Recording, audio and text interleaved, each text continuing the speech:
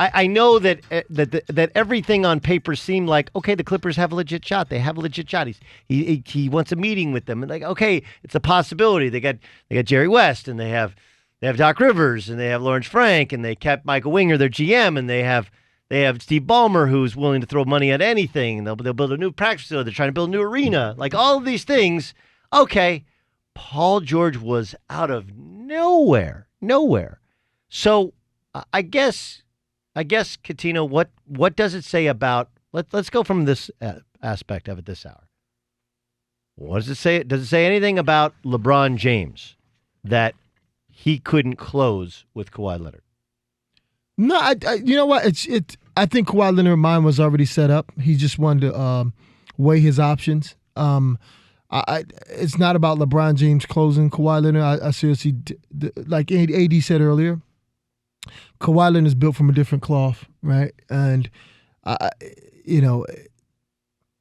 he's a thinker, right? As quiet as he is, and that's maybe why he's such a thinker, because he's so quiet. I didn't see him going to the Lakers. It would have been great with LeBron, but I just didn't see him going to the Lakers. I wanted him.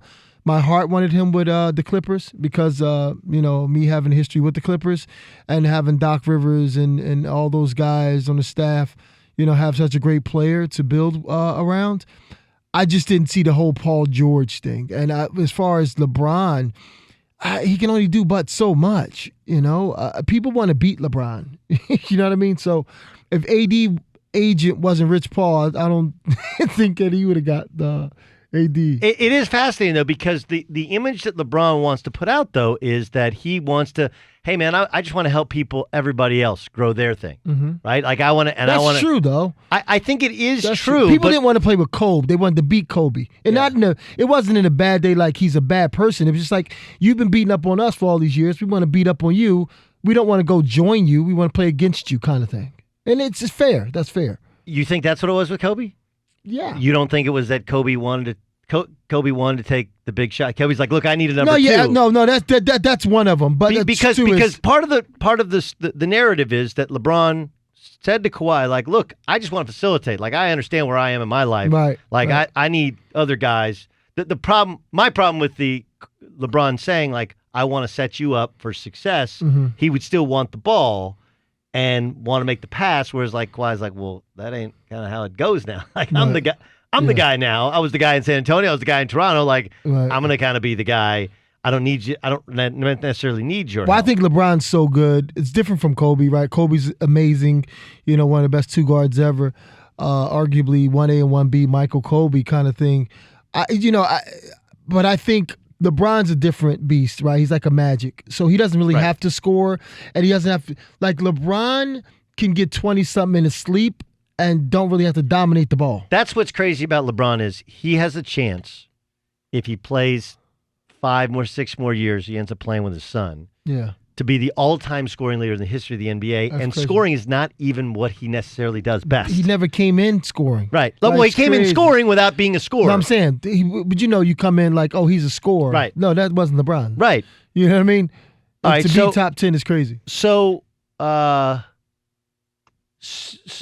Chris Carter's from First Things First on Fox Sports 1 has been all over this thing with the he apparently is the one guy with insight into the Kawhi camp, and he was the one guy saying that all three teams were involved, that all three teams had a chance as of Friday, and he seemed to be reporting he thought that the Lakers were in the lead, and the reports are that the Lakers did have a great chance at him until this kind of Hail Mary deal by Oklahoma City, by the Clippers, to get Paul George in order to convince Kawhi that they could have a second superstar. And one of the tweets that Chris has put out since this has been decided, and what he said earlier today on television, was one of the things that hurts the Lakers was they said, Kawhi's camp said, please don't talk about this. Don't share any of this information, right? And Magic Johnson was sharing information with the LA Times that it was coming out. He was meeting with them. It was coming out what was discussed. Right. And that was one of the things that convinced Kawhi that he didn't have the level of trust with the Lakers that he could have with the Clippers, who kept this very quiet, or maybe even with the Raptors. Right. I think in an effort to save face, Magic Johnson ended up again doing the opposite. He so badly wanted to put a star at the end of his tenure. Hey, look, I cleared out the cap space, and we end up getting the Anthony Davis deal done. We end up getting Kawhi Leonard. I got LeBron James. Yes. Yeah. And I think he butchered this thing as well. Well, you know what? Again, it's a weird dynamic, right? It's like I would think that Kawhi. I don't know what happened behind closed doors, but I don't think Kawhi was really thinking about, you know what, I'm going to the Lakers with LeBron and AD. I thought Kawhi just like being nice, said, let me figure out what the Lakers have. And that's not me. I'm not going to do that. I think he already thought he was going to go to the Clippers, but all of us never knew it. We're just like talking and, maybe he'll stay with Toronto. That's why he flew back up there and blah, blah, blah. Not understanding, like, he's being a real man. Like, I'm letting Toronto know face-to-face that I'm not going there. And I'm going to fly all the way back up to Toronto and let them know, even though I got him a championship, I'm not going to, not go there and tweet it or do this or do that. I'm just going to go up there and I'm going to tell him. And, and maybe so. Maybe he said, you know what, don't say anything, Lakers, and let me weigh my options and to get my thoughts together before it gets on the media and it goes crazy.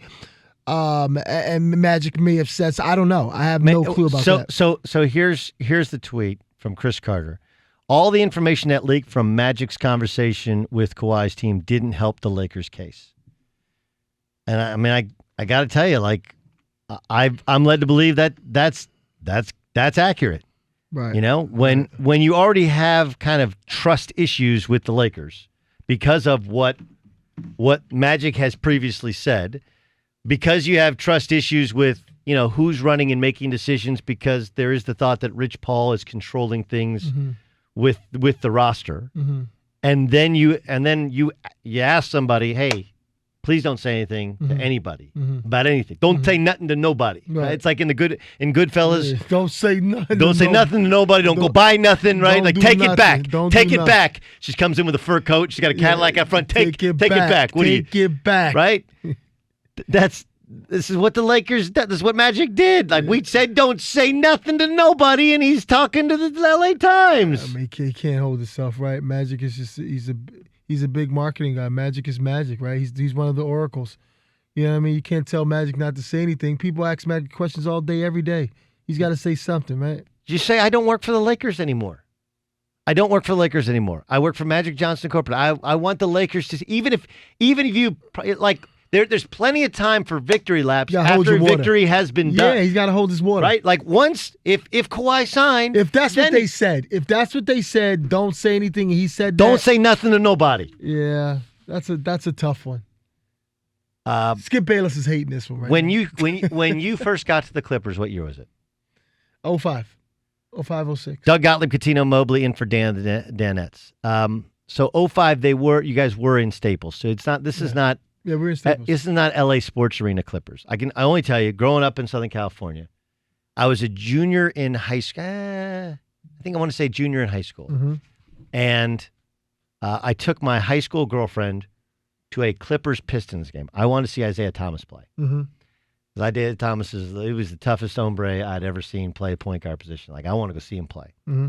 And so we went to the sports arena, which at that time, it was in basically the parking lot of the LA Coliseum. If you're from Southern California or you're not, you remember the LA riots. That was during my freshman year. So it was 2 years after the LA riots. It was one of the worst areas in Southern California, South Central LA. Mm-hmm.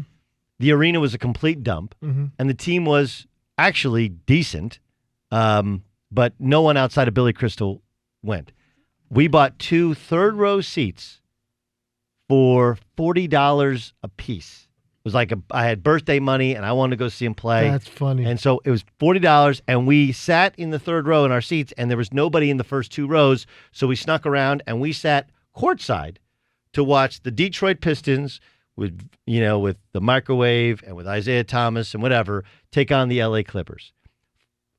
When you got to the Clippers, what was the mentality like in terms of competitiveness for that club?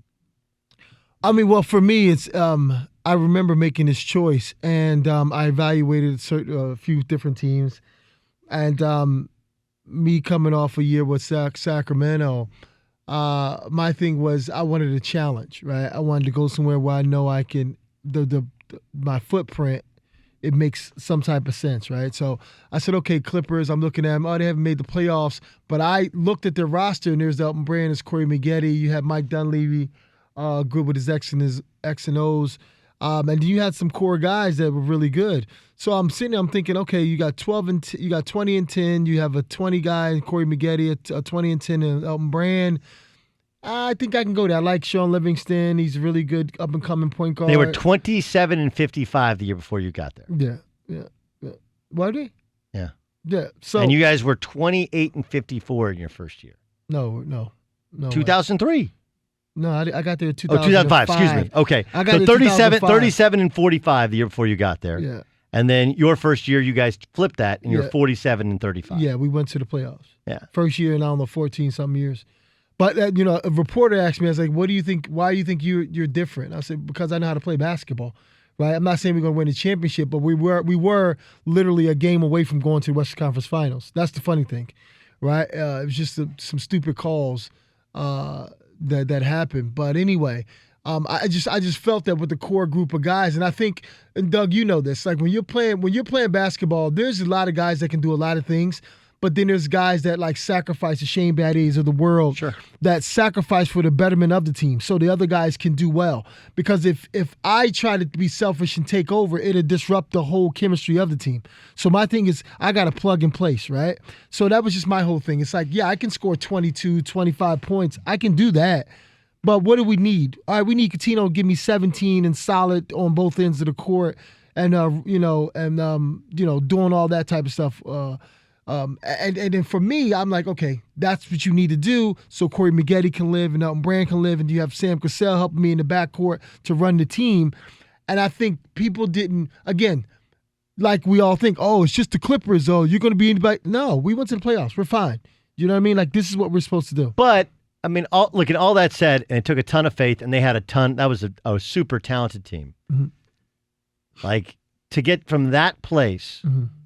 And they had the Lob City, and they couldn't get past injuries.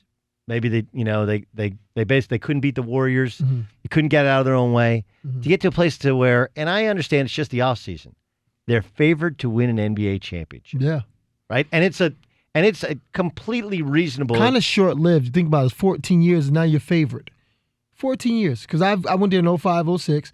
14 years, you go the first year, actually 14 years, you get the playoffs, and then 14 years later, you're favored to win it. That's pretty good progress. It's an amazing, and then the ups of the potential with Lob City, then they lost DeAndre Jordan, right, then they get him back, right, then they have Chris Paul gets hurt, Blake Griffin gets hurt, right. They can't, then they bail on Chris, they trade Chris Paul, he wants out, they trade Blake Griffin, and the thought is they're rebuilding, and then all of a sudden, they end up getting both of them. It's kind of an amazing story. Yeah, I love it. I mean, and then on the other side, you have the Nets, who what we thought was completed arguably the worst trade in the last 20 years in the NBA, where you go and get Kevin Garnett and Paul Pierce, well past their prime, right. And that team was in salary cap hell, and now they have a chance. Right. Again, you're waiting on Kevin Durant to get healthy. Kind of remarkable, both of those franchises. How it looked a short time ago and to how it looks now. Yeah. And again, that's why I just believe in like just keeping your foot on the gas, right? As far as like, I don't really worry about what used to be. How can I affect it right now? And I think when guys come to that mentality, like the Kawhi Leonards of the world going to Toronto's, or Kawhi coming to the Clippers, and then you have Paul George. Paul George kind of sees it now, right? He sees like, okay, if I can get Kawhi, I really have a chance to win it. I can really do something now. By himself, no, okay? But, I think I love how the transition, LeBron coming to the Lakers, Paul George, Kawhi's going over here, Milwaukee has Giannis. Like, I love that. I love how this mix-up is right now because it's just giving us a new look of what's possible, what can be possible. I mean, he brought balance to the force. Yeah, how about that? Balance to the force. Hi, I'm Doug Gottlieb from Fox Sports Radio, and you need to subscribe to the Fox Sports Radio YouTube channel where you can hear and see me. Why not? Plus, everybody else who's awesome here in Fox Sports Radio.